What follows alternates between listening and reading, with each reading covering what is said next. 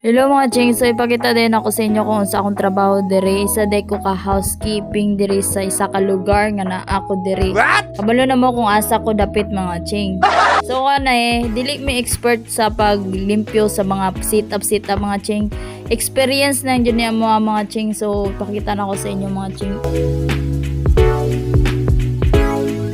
Ako ra day isa ni mga ching kay akong uyab na extra po man siya kay naamang goy seminar karong adlaw. Kani gi-check out naman ni nila so ako na lang ang naglimpyo ani kay para pag humanyag extra po humanapod ko diri.